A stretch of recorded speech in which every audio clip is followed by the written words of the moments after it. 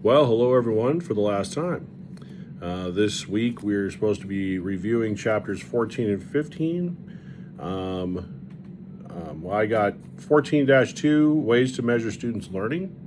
I thought that was pretty interesting. I mean, whether it's written tests, essay, short answer, you're just trying to figure out what kids know through written exams. It's usually the easiest.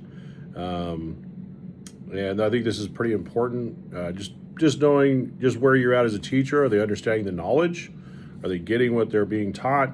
Is there something you need to change as a teacher? And it's a good way of assessing yourself and also assessing where the kids are.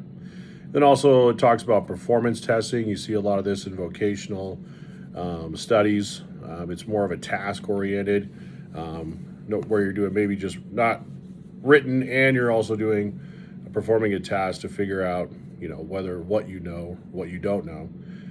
But yeah, I thought, and then also in 14-3, just a way to evaluate students. They talks a lot about different styles of grading.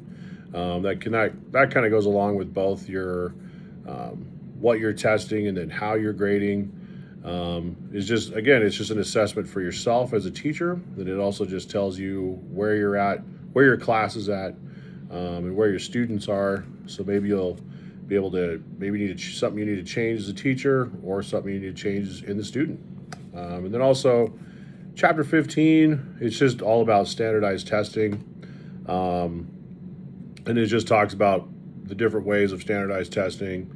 And I remember, remember back when I was in high school, they started all this, and I remember, we were all nervous and whatnot to do a good grade because we couldn't pass the class or couldn't pass our high school without it and all this stuff. But so it basically just goes through just different styles of standardized testing and how it makes schools efficient and the importance of it and whatnot.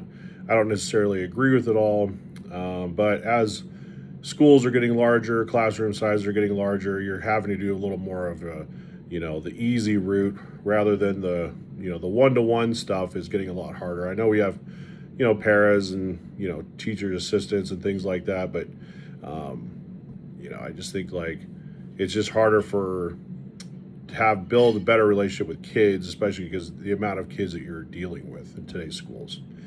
So that's it. Good luck with everybody with the rest of the year, and we'll see you some other time. Bye.